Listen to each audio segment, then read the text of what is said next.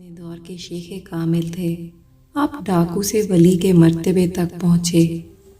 इब्तदा में आपकी हालत ये होती कि बयाबां में खैमा लगाकर उसमें रहा करते थे और टाट का लिबास ज़ेब तन किए रखते।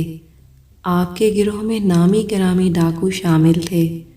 वो जो भी माल लूट कर लाते आपके सामने पेश करते, फिर आप उस माल की तकसीम किया करते, क्योंकि आप गिरोह के सरदार थे और लूटे हुए माल से अपनी ज़रूरत के मुताबिक रख लेते। नमाज हमेशा बाजमात अदा फरमाते और अपने गिरोह में जो डाकू नमाज की पाबंदी ना करता उसे निकाल देते। एक मर्तबा बहुत बड़ा काफिला इस राह पर चला आ रहा था। काफिले वालों ने डाकुओं की आवाज़ें सुनी तो उनमें भगदड़ मच गई। उनको यकीन हो गया कि अब कुछ ही लम्हे में डाकू काफिले पर हमला कर देंगे, इसलिए वो खौफज़दा हो गए। इस काफिले में एक शख्स के पास बहुत ज़्यादा माल था। वो शदीद फ़िक्रमंद हुआ। उसने अपने दिल में सोचा कि अपना माल इस बियाबां में किसी जगह पर दफन कर देता हूँ, ताकि अगर डाकू काफिले को लूट भी लें तो मेरा माल महफूज रहे। चुनाचा इस मकसद के लिए वो बियाबां की तरफ दौड़ा। वहाँ पर उसने देखा कि एक खैमा लगा हुआ है। वो भागता हुआ खैमे की तरफ गया। खैमे में उसे एक नौजवान टाट का लिबास पहने इबादत इलाही में मशगूल नज़र आया। ये देखकर उस शख्स को कुछ तसल्ली हुई। उसने ख्याल किया कि ये तो और भी अच्छा हो गया कि एक नेक दिल नौजवान मिल गया।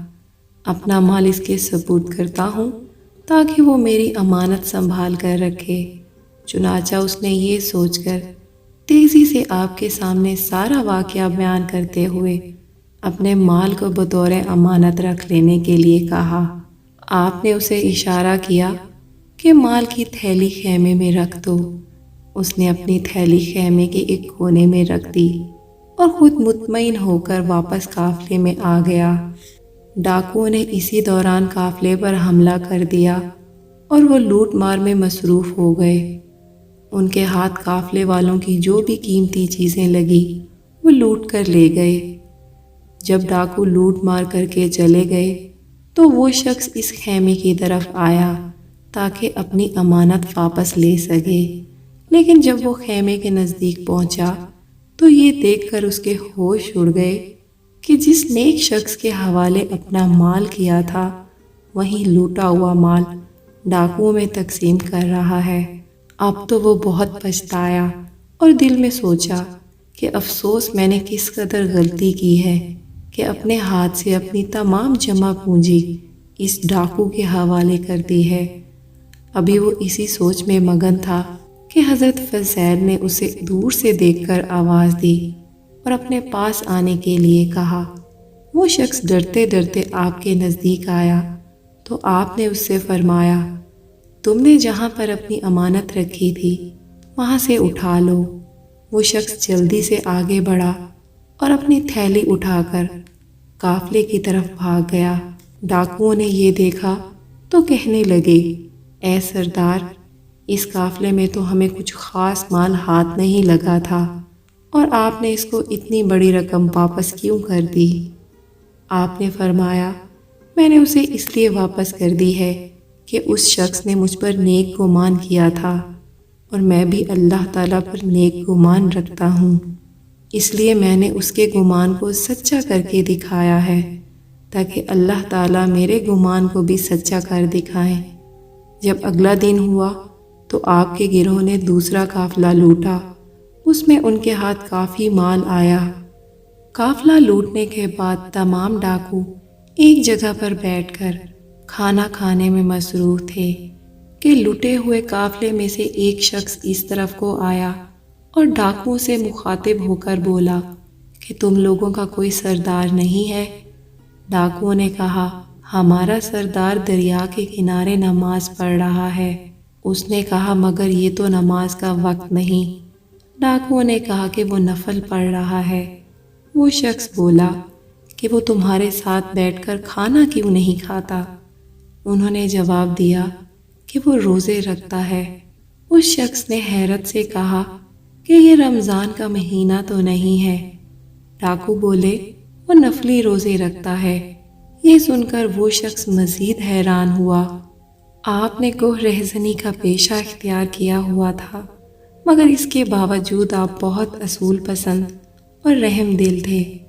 اگر کسی قافلے میں کوئی عورت ہوتی تو اسے کبھی نہ لوٹتے، حتیٰ کہ اس کی طرف دیکھنا بھی پسند نہ کرتے، اور جس کے پاس ذرا سا کام مال ہوتا اس کو کچھ نہ کہتے۔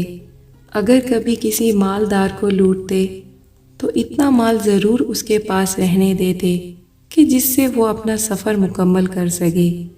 ایک مرتبہ کا ذکر ہے کہ ایک قافلہ اپنے مقام سے روانہ ہوا۔ اس قافلے میں بہت امیر کبیر تاجر بھی تھا جس کے پاس کافی مال و دولت تھی۔ لوگوں نے اس سے کہا کہ جس راستے پر تم جا رہے ہو اس راہ میں فضیل راہزن کا گروہ ہے، اس لیے اس کے مقابلے کے لیے کوئی نہ کوئی انتظام کر کے جاؤ۔ تاجر نے جواب دیا کہ میں نے سنا ہے کہ فضیل بہت بڑا ڈاکو ہے، میں نے یہ بھی سنا ہے کہ وہ رحم دل آدمی بھی ہے، اس لیے اس کے مقابلے کے لیے مجھے کسی خاص انتظام کی ضرورت نہیں ہے۔ اس تاجر نے یہ انتظام کیا کہ ایک قاری کو کچھ پیسے دے کر اپنے ساتھ لے لیا اور اس کو اونٹ پر بٹھا کر یہ کہا کہ تم دن رات سارے سفر کے دوران بلند آواز سے قرآن مجید کی تلاوت کرتے رہو۔ چنانچہ اسی طرف قافلہ چلتا ہوا اس بیاباں کی طرف آ گیا جہاں پر حضرت فضیل کی مکین گاہ تھی۔ قافلے کو دور سے آتا دیکھ کر ڈاکو قافلے کی طرف بڑھے۔ حضرت فضیل رحمت اللہ علیہ بھی ساتھ تھے۔ اتفاق سے اس وقت قاری جو آیت مبارکہ تلاوت کر رہا تھا وہ یہ تھی، کیا ایمان والوں کے لیے ابھی وہ وقت نہیں آیا کہ ان کے دل اللہ کے ذکر اور یاد سے پر نور ہو جائیں۔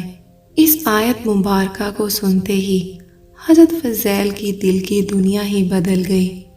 اس قدر زبردست اثر ہوا، دل کی گہرائیوں سے ایک درد بھری آہ نکلی، آنکھوں سے آنسو جاری ہو گئے۔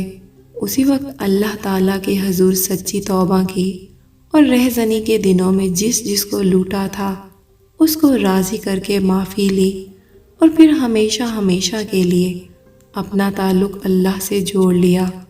اور پھر دنیا نے دیکھا کہ اللہ نے حضرت فضیل رحمت اللہ علیہ پر کس قدر فضل و کرم نازل فرمایا۔